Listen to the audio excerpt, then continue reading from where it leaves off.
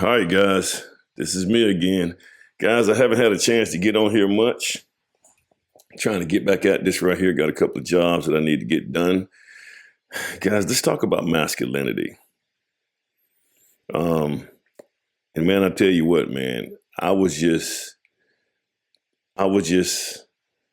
extremely happy of what I heard when I listened to JD Vance when he talked about masculinity.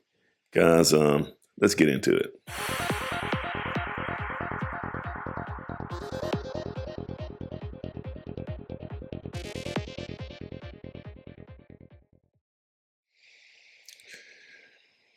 All right. This right here is I kind of caught this right here on the internet, guys. And guys, just listen to this guy, man. I want y'all to just hear this right here. He said a lot. Let's just listen to him. My message to young men is I think that our culture sends a message to young men that you should suppress every masculine urge. You should try to cast aside your family. You should try to suppress what makes you a young man in the first place. And I think that my message to young men is don't allow this broken culture to send you a message that you're a bad person because you're a man, because you like to tell a joke, because you like to have a beer with your friends, or because you're competitive. It's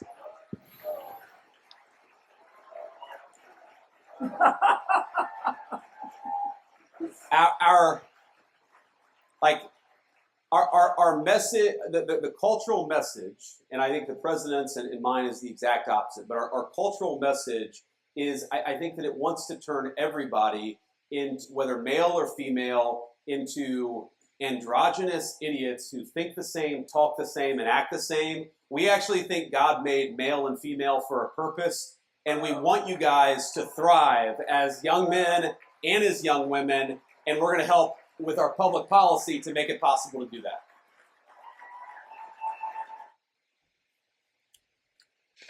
All right, guys. This is Emmett again, the Alpha Builder. Guys, if you'd like to donate to this channel, you can look on this side over here, right here.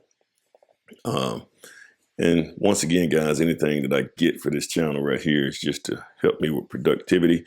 But guys, I appreciate you guys subscribing and watching this channel, man. It's starting to pick up a little bit. But guys, let's talk about masculinity. In construction, one of the main things, construction, guys, just the bottom line, is a masculine, it's a masculine industry. There's no way around it. Probably 95% of the people that you have that's in this game are going to be men. It's going to be men that's doing, if you go out here to concrete, guys, I've seen a few women out here lately that are actually into the trades, that's actually doing some of the trades, but overwhelmingly, it's going to be a male-dominated industry, guys. And you're going to run up on a lot of men. Not saying that women can't do this right here, and not saying that women can be very effective. I know some very effective builders that are female. Shout out to them. They do a really good job. They're very meticulous, especially on the back end, on the things that you see. But overwhelmingly, dealing with subcontractors, dealing with suppliers, you have to be extremely masculine. Because everything we do, guys, is going to be, we deal with things up front. We don't deal with passive aggressiveness. There's a problem. We deal with things head first. I'm going to tell you what the problem is, and this is how we get things corrected. It's just a masculine thing. But guys, there is what they call a war on masculinity. There's a lot of different things in today's culture that creates a way to destroy masculinity, and I don't know where this is coming from. Well, I kind of know where it's coming from. So, one thing, guys, testosterone levels today is at an all-time low. The kids, the boys that are born today and the boys today, their testosterone levels are much lower than the men that we have today. And there are physical things that's causing this right here to happen, such as things like plastics, um, xenoestrogen, and all these things that's being put into the plastic and is leaking into the water. You know, guys, we have these water bottles. If these things sit too long in the sun and it leach into the water, it causes, and a guy drink that stuff, you know, that can cause a decrease in testosterone. We didn't have this when I was growing up, guys. Another thing, guys, we have what they call a woke culture, which most of these people they sit on the left. They don't believe in being conservative. You know, in a lot of cases, man, you know, when you talk about family, you know, is a total breakdown when you deal with this woke culture and DEI and all this stuff. And you know, instead of getting things based on how hard you work or how hard you try and building yourself, you know, we want equal outcome. We don't want to work. We don't want equal work or equal effort. We want equal outcome. You know, we looking for someone to give us something or because of who you are. You know, I do believe in a merit base. Let the best man win. You know, and guys, I get it, man. There are some situations where people don't allow you to get in. You know, you got racist people out here. You got people that don't like females, or you got all kind of stuff that's going on, guys. But there are enough people out here who don't care about that stuff, that if you produce a really, really good product, people don't care about that stuff. They don't care who you are. So I believe in merit base. That's just being masculine, just going out here, making things happen, getting into the grind. So we have this woke culture that's really is, you know, they're just give it to me. And guys, you should go back and look at the history of communism and see where all this stuff is coming from. It's a mess.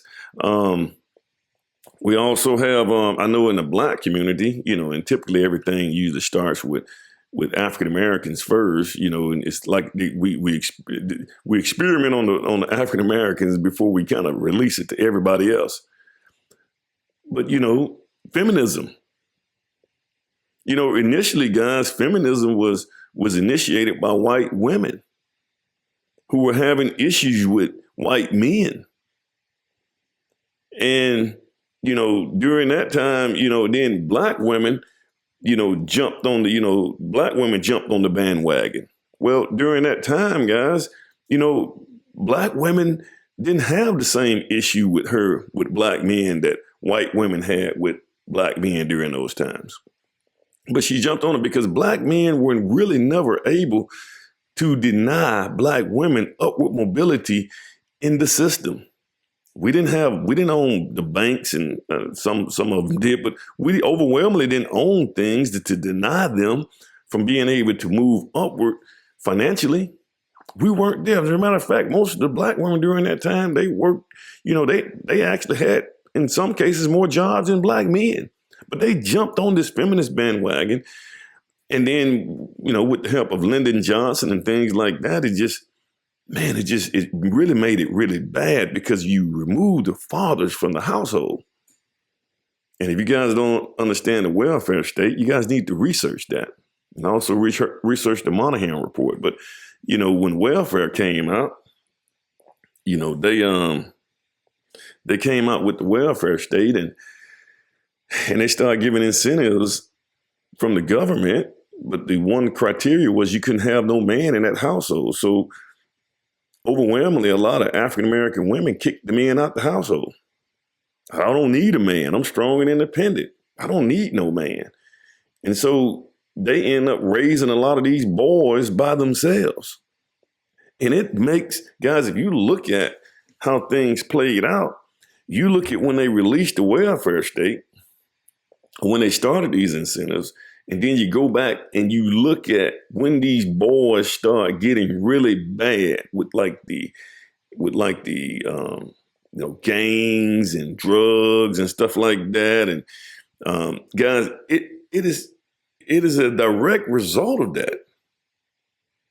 If you look back when they did the welfare state and you go one generation backwards, a whole group of boys just being raised without fathers.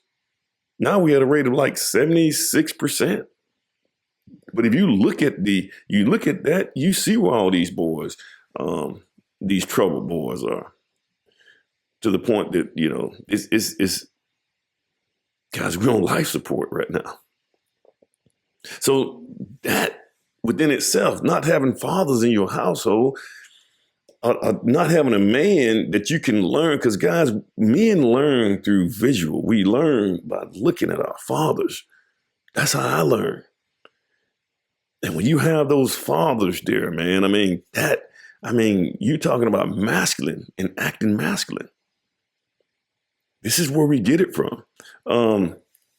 Also, guys, when you took away fathers, so when the fathers were gone, that destroyed masculinity. Then another thing that really got us was now today, guys, we don't even have any male spaces. We don't have spaces where men can get together and organize and talk about things and do what men do. We just talk about things. We used to have the barbershop and we talk about things and how to fix the world. That's just what we did. Now that has been invaded by women now, because a lot of women now, they got to bring their sons, because they don't have a father in the household. They got to bring their sons to get their hair cut. And they sit in there, and men just not going to be men and say what men want to say with women in there. Well, I will, but most men were not going to do that.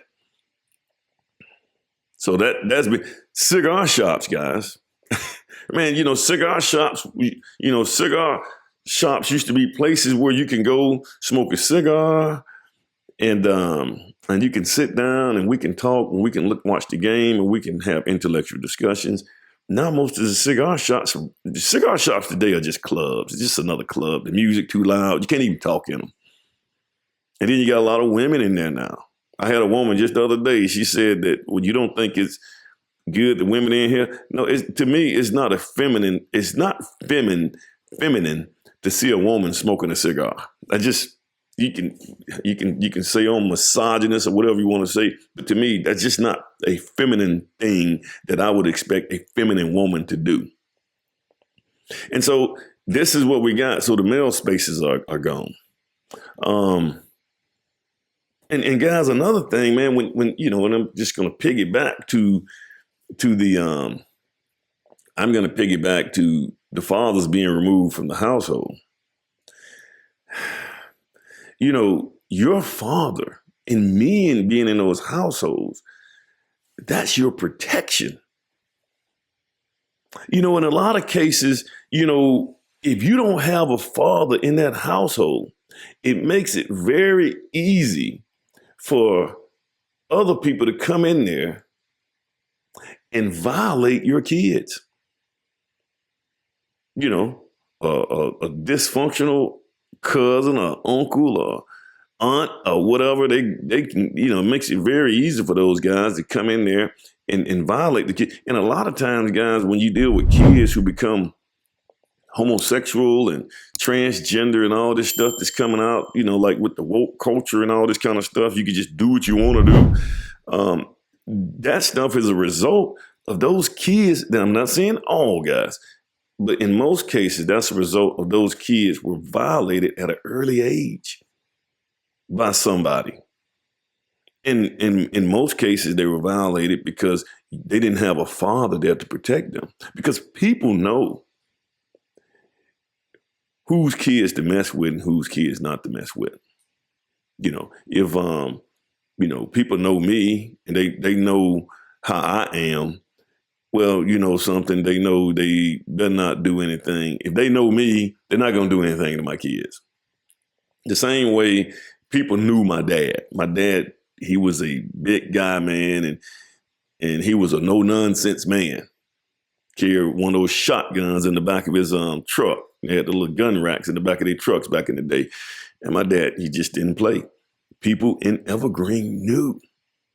Do not mess with James Arthur's kids. And if you did, you got to deal with him. And so this allowed us to grow up and not be violated to the point that we can, the men, the boys can maintain their masculinity. But this with the Trump administration, guys, and I'll be honest with you, I hadn't heard that speech that Trump gave the other day, man. Guys, I'll just be honest. I know a lot of people have a problem. That was one of the best speeches I've ever heard in this country. And for his administration and for people like J.D. Vance to say that, hey, look, guys, it's okay to be a man. Because our industry, the construction industry, is a masculine energy. Is a masculine industry. Masculine industry, guys. You're gonna deal with a lot of men. Not saying that women can't be good at it, but this is a male-dominated masculine industry. And I think this can help. And guys, guys, we got to get our masculinity back. We can't be doing, there's another thing that I want to, let me see. There's one more thing that I want to look at here, guys. Let's see if I can grab another screen right quick. I grabbed the best screen. Oh man, there we go right here. This guy's really good too, guys. You guys ought to go on his channel, Anthony Brian Logan. He has a lot of good things on his channel. Let me just see. I was reading this right here, guys. So we talk about testosterone levels. Talk about the decline in testosterone, some things that cause testosterone. It says a study published in Fertility and Sterility found that chronic marijuana use was associated with lower testosterone levels. So boy. That, marijuana and THC, man, that's just being pushed, especially, and this is all with the rappers and stuff. And guys, I never ever heard of it. It's just crazy that you hear people using rapper as a occupation. But that's what they do. They smoke the marijuana, the Snoop Dogg and all those. But this causes, as you see right here, it can cause testosterone levels decrease. Let me see, chronic diseases, guys, diabetes, and the way we eat.